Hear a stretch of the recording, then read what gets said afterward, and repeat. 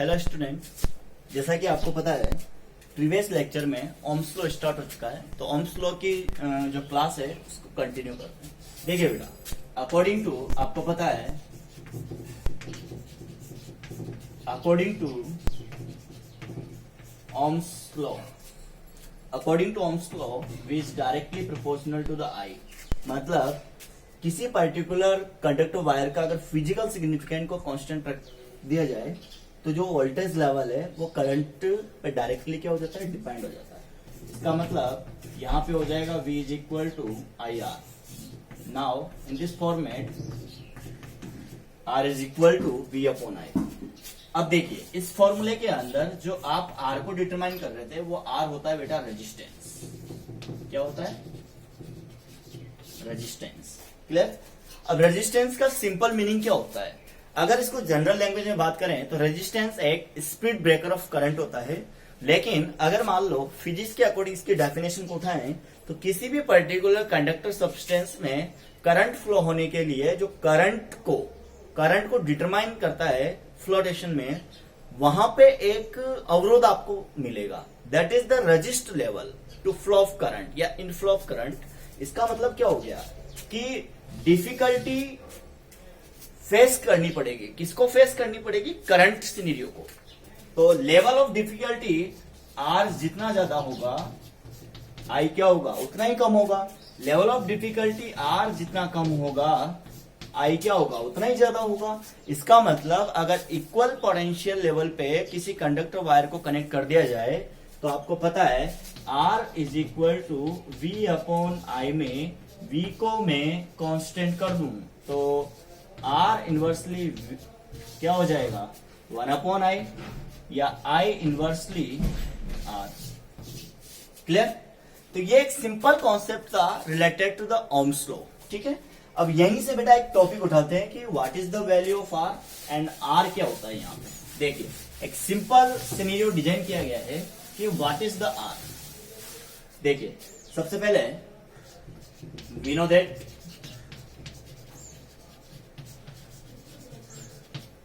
V is equal to I R. तो यहां से R इज इक्वल टू होता है V upon I. Clear? Resistance, Ohm's नामक साइंटिस्ट ने इस थ्योरी का आकलन किया तो उसके सम्मान में या उसके हॉनरेबल कंडीशन में जो यूनिट ऑफ R आपको डिटरमाइन करवाएंगे वो यूनिट ऑफ R है, that is ohm. That is ohm. Clear? और ओम का जो साइन है वो है। अब मान लो एक क्वेश्चन यहाँ पे बन जाता है कि define to the 1 ohm resistance. तो किसी भी पर्टिकुलर कंडक्टर वायर के लिए अगर आप 1 वोल्ट को डिटरमाइन करेंगे तो आई 1 एम्पियर फ्लो होना चाहिए, then value of R would be 1 ohm. इसका मतलब अगर किसी कंडक्टर वायर को या सब्सटेंस को 1 वोल्ट से कनेक्ट कर दिया जाए तो उसमें फ्लो ऑफ करंट अगर 1 एम्पियर है तो value of resistance to be 1 ohm. Level of resistance यहाँ पे क्या होगा बेटा, 1 ओम होगा। ठीक है, तो ये तो रेजिस्टेंस लेवल की बात कर रहे थे, एक सिंपल बेसिक सिनेरियो है। और यहाँ पे जो वैल्यू ऑफ ओम निकाली है वो ohm is the unit of resistance. Clear? अब मैंने आपको 2 सिंबॉलिक रिप्रेजेंटेशन आपको पहले भी बताए थे। एक सिंबॉलिक रिप्रेजेंटेशन ये वाला होता है और एक सिंबॉलिक रिप्रेजेंटेशन ये वाला होता है। ठीक है, ये तो हो गया आर और ये हो गया बेटा वेरिएबल आर। क्लियर? दोनों में क्या बेसिक डिफरेंस है? अगर आपके पास ये साइन है that is constant R. Clear? और अगर आपके पास ये साइन है तो दैट इज वेरिएबल आर। यहां पे जो रेजिस्टेंस लेवल है वो रेजिस्टेंस लेवल आपको देखने को मिलेगा। तो क्वेश्चंस या इलेक्ट्रिकल सर्किट में जो ईसीए होता है, इलेक्ट्रिकल सर्किट एनालिसिस, उसके अंदर ये चीज आपको देखने को मिलेगी कि जहां पे ये वाला साइन है दैट इज कांस्टेंट आर और जहां पे ये वाला साइन है that is variable R. Clear? Second point, एक और चीज आपको समझनी बेटा, अगर मान लो आपके पास सिंपल सर्किट है। क्लियर? तो सिंपल सर्किट में ओम्स लॉ फॉलो होता है। और अगर मान लो आपके पास कॉम्प्लेक्स सर्किट है कॉम्प्लेक्स सर्किट में किरचॉफ लॉ फॉलो होता है। क्लियर? दोनों में जो बेसिक डिफरेंस है वो सीख लीजिए कि अगर सीधा साधा सर्किट आपको दे दिया जाए जिसमें कोई कॉम्प्लेक्सिटी नहीं है, that is only simplest circuit, easily आप उसको डिटरमाइन कर सकते हैं, इजीली सॉल्व कर सकते हैं, इजीली उसको क्रिएट कर सकते हैं कि how to solve the equivalent resistance in it. लेकिन जहां पे कॉम्प्लेक्स सर्किट की बात आ जाती है, इसका मतलब सर्किटरी जो लेवल है या सर्किट जो बना हुआ है वो कॉम्प्लिकेटेड बना हुआ है। तो इस कॉम्प्लिकेशन में किरचॉफ लॉ अप्लाई होगा। किरचॉफ लॉ इस चैप्टर का लास्ट पार्ट है, वहां पे आपको सीखने को मिलेगा। और इनिशियल जो सेशन है वो बेटा ओम्स लॉ है। क्लियर? अब आपको सिखाया जाएगा कि रेजिस्टेंस को कैसे डिटरमाइन करते हैं। First of all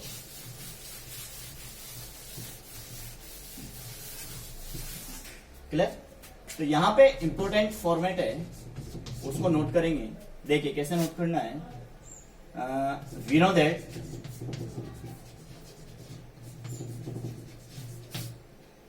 resistance dependency factor, dependency factor, resistance का जो डिपेंडेंसी फैक्टर है उसको एनालिसिस करना पड़ेगा। क्लियर? तो सबसे पहले first R is depend on length of the wire. इसका मतलब R is directly proportional to the L। अगर किसी पर्टिकुलर कंडक्टर सब्सटेंस में ओनली लेंथ में चेंज होता है, अब यहां पे दो केस हैं कि वायर का वॉल्यूम चेंज नहीं होना चाहिए, आपने केवल एक्स्ट्रा एडिशनल लेंथ इंक्रीज करी है तो resistance to be increase. Second है आपका area of cross section, area of cross section. तो ये हो गया R inversely 1/A। Second point आपके पास है कि अगर वॉल्यूम यहां पे एक्स्ट्रा एडिशनल कंडीशन में आएगा, क्योंकि वॉल्यूम अगर कांस्टेंट होगा तो उसके फॉर्मेट आगे सिखाए जाएंगे। ये केवल ऐसे हैं कि जैसे मान लो ये वायर है और इसमें आपने एक्स्ट्रा मेटेरियल ऐड करके इसका एरिया बढ़ा दिया, तो एरिया बढ़ा दिया तो रेजिस्टेंस क्या हो जाएगा बेटा? कम हो जाएगा। ठीक है? थर्ड आपके पास है रेजिस्टेंस किस पे डिपेंड करेगा? The nature of matter. Clear? जो मटेरियल है उसकी नेचर पे डिपेंड करेगा। तो यहां से दोनों को आप मिला दीजिए, ये हो जाएगा R is directly proportional to the L/A and R is equal to rho L/A। Clear? देखिए length of the conductor wire, जैसे मान लो आपके पास ये कंडक्टर वायर है, ये इसकी लेंथ है और ये इसका एरिया है। तो this conductor wire resistance level is equal to rho L/A, and what is the rho? Rho is the specific resistance of the material या फिर electrical resistance of the material या फिर resistivity of the material। Clear? तो ये यहां पे ओम इसकी unit है, तो रो बराबर क्या हो जाएगा? RA/L। क्लियर? रो का फॉर्मूला आपके पास हो जाएगा RA/L, और RA/L से अगर मैं सोल्व आउट करता हूं तो इलेक्ट्रिकल रेजिस्टेंस या फिर रेजिस्टिविटी की जो यूनिट मिलेगी दैट इज ओम मीटर। किस फॉर्मेट में मिलेगी? ओम मीटर। क्लियर? तो ये कुछ बेसिक कॉन्सेप्ट है जहां पे रेजिस्टेंस के फैक्टर्स ढूंढे जाएंगे कि किसके ऊपर डिपेंडेंसी है। क्लियर? ये तो हो गया सिंपल कॉम्प्लेक्स सिंपलेक्स जो फैक्टर है। देखिए नेक्स्ट फैक्टर कौन सा है कि R किस किस के ऊपर डिपेंड हो सकती है बेटा? रेजिस्टेंस वैल्यू टेम्परेचर पे डिपेंड करेगी। किस पे डिपेंड करेगी? टेम्परेचर। तो एक केस है आपका, fourth case, depend on temperature, depend on temperature. Clear? यहां पे आपको चेकआउट करना है कि resistance value how to depend on temperature. तो इसको आपको वापस सिखाना पड़ेगा। चलो, तो इसको चेकआउट करने के यहाँ पे डिफरेंट डिफरेंट मेथड है। अब रजिस्टिविटी की बात करते हैं। रजिस्टिविटी केवल 2 पॉइंट पे डिपेंड करती है। फर्स्ट, नेचर ऑफ मटेरियल, अगर मटेरियल चेंज है तो रजिस्टिविटी वैल्यू चेंज होगी। और second, only on temperature, resistivity temperature पर भी चेंज होती है। क्लियर? चलो, एक इंपॉर्टेंट सेगमेंट में यहाँ पे सिखाता हूँ आपको कि जिसमें कंडक्टर और इंसुलेटर में रजिस्टिविटी कैसे चेंज होती है, उसको यहाँ पे डिटरमाइन करवाया जाएगा। देखिए, सबसे पहले we know that V is equal to I R. V, I की वैल्यू होती है NEAVD इंटू आर। क्लियर? आपको पता है हमें VD पुट करना है। VD इज इक्वल टू हो जाएगा आपके पास -EE upon M tau. Clear? अब E की वैल्यू -V/L पुट करूंगा, this value will be determine minus plus हो जाएगा E tau V upon ML, इसमें कन्वर्ट हो जाएगा। VD के आपके पास दो फॉर्मेट है, -E capital E electric field tau divided by M, और E की वैल्यू -V/L से डिटरमाइन करेंगे तो E tau V upon ML। Clear? ये यहाँ पे ड्रिफ्ट वेलोसिटी को डिटरमाइन कर रहा था, तो ड्रिफ्ट वेलोसिटी की वैल्यू यहाँ पे सेट कीजिए। Now V equal to NEA E tau V upon ML into capital R। V is equal to IR। तो आपने अब इस सॉल्यूशन को सेट आउट करेंगे। V इज इक्वल टू क्या होता है? IR होता है। तो V is equal to NEAVD multiply with capital R। Clear? और यहां पर VD को आपने रिप्लेस कर दिया है, तो VD को जब रिप्लेसमेंट किया है तो बेसिकली आपके पास जो वैल्यूएशन आई है वो वैल्यूएशन देखने को मिलेगी -EE tau upon M into tau, that is will be E tau V upon ML। Clear? अब इसको सेट आउट करते हैं। देखिए, V is equal to N E into NE square tau हो जाएगा NE स्क्वायर टो। देखिए, NE square tau upon NE square tau A upon ML V into capital R। इस V से V कैंसिल आउट, तो R की वैल्यू क्या आ गई?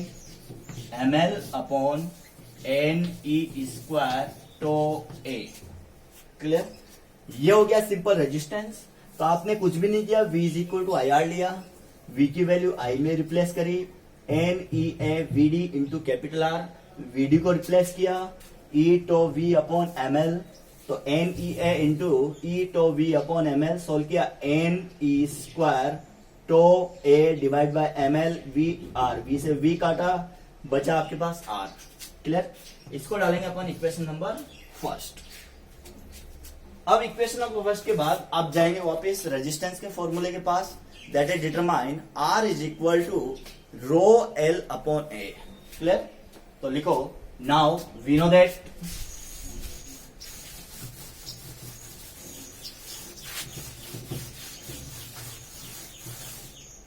देखिए, now we know that R is equal to rho L upon A।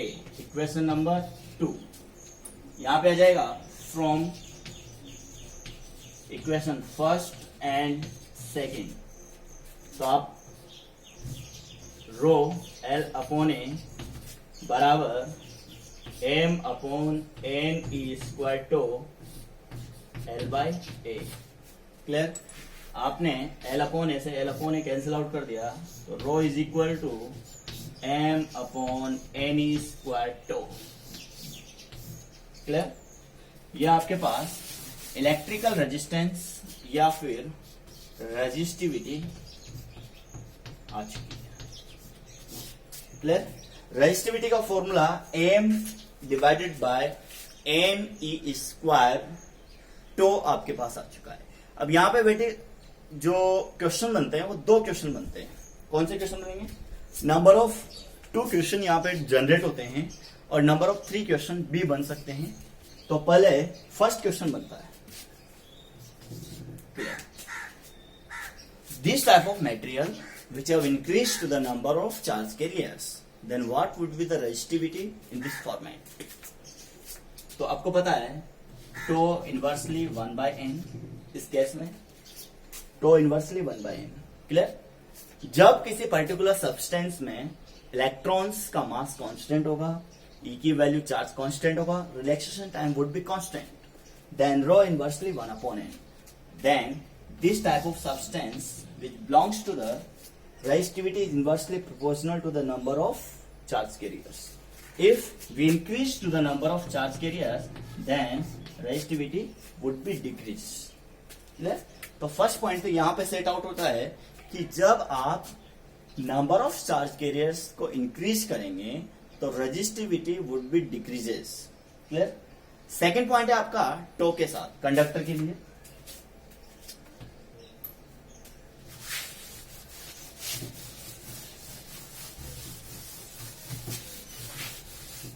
देखिए, क्योंकि R is equal to m/n E square tau, तो R इनवर्सली 1/टो। सेकेंड केस है आपका, तो फॉर कंडक्टर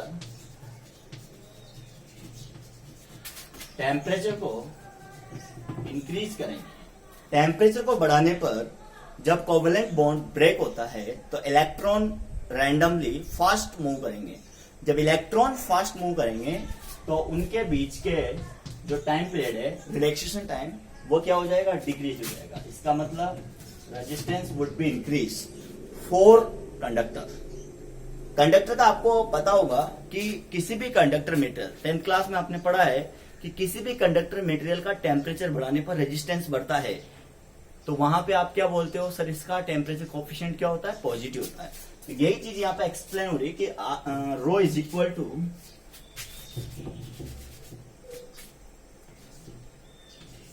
देखिए, rho is equal to m/n E square tau, तो rho inversely 1/टो। इसका मतलब क्या हो गया? टो घटते ही रेजिस्टिविटी क्या हो गई? इंक्रीज हो गई, और रेजिस्टिविटी इंक्रीज होते ही रेजिस्टेंस लेवल क्या हो जाएगा? बढ़ जाएगा। इसका मतलब क्या हुआ? किसी भी कंडक्टर मटेरियल का टेम्परेचर बढ़ाने पर उसमें नंबर ऑफ चार्ज कैरियर्स जो ऑलरेडी प्रेजेंट है वो फास्टली मूव करते हैं, तो नंबर ऑफ रिलैक्सेशन टाइम्स वहां पे क्या हो जाता है? डिक्रीज हो जाता है।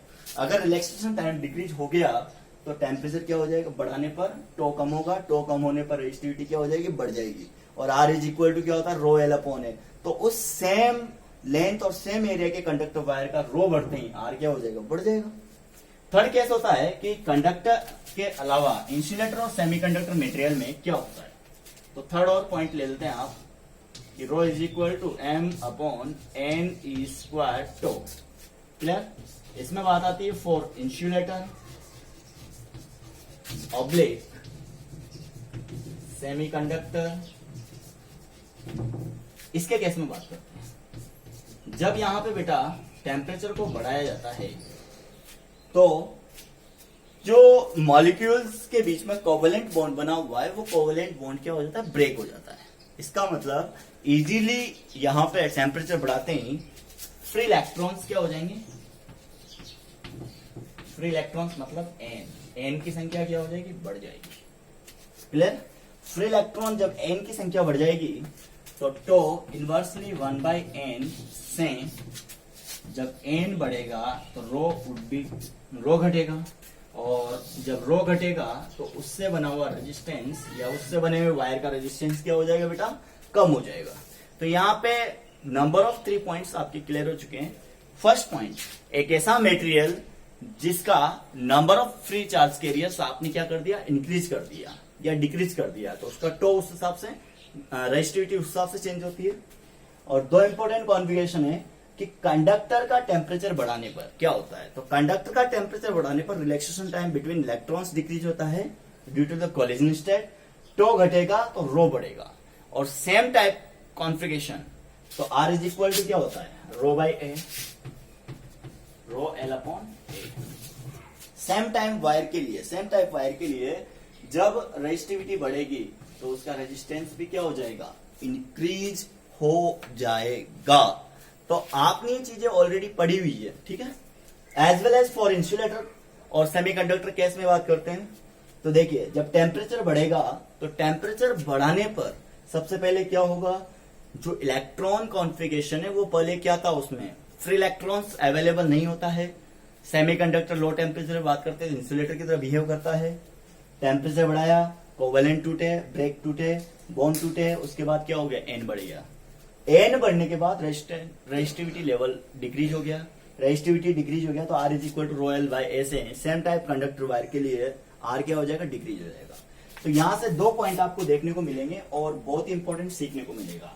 अगर कंडक्टर वायर का टी बढ़ाने पर अगर आर बढ़ जाता है तो उसका अल्फा क्या हो जाता है, पॉजिटिव होता है।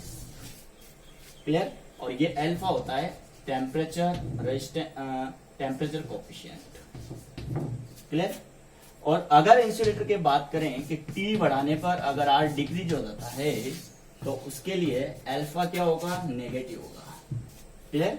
Temperature coefficient of resistance conductor का पॉजिटिव होता है क्योंकि टेम्परेचर बढ़ाने पर रेजिस्टेंस बढ़ता है। और इंसुलेटर के लिए उसी केस में बात करें तो अल्फा क्या होता है बेटा, नेगेटिव होता है। तो ये चीज तो रेजिस्टेंस से रिलेटेड पॉइंट है और जो कि बहुत ज्यादा इंपॉर्टेंट पॉइंट है, ठीक है। इसके बाद आपके पास एक नया फॉर्मेट निकल के आता है कि how to resistance value depend on temperature. तो ये तो आपको नेक्स्ट लेक्चर में दिखाया जाएगा कि रेजिस्टेंस टेम्परेचर से कैसे फ्लक्चुएट होता है। और बहुत ही इंपॉर्टेंट सेगमेंट है क्योंकि उसका न्यूमेरिकल लेवल बहुत अच्छा क्वालिटी का आता है। तो अपन उसको नेक्स्ट लेक्चर में करेंगे, ठीक है। अभी केवल ये सीखने को बताया गया है और आज आपको यही चीज अच्छी तरह सीखनी है। क्लियर। ओके बेटा।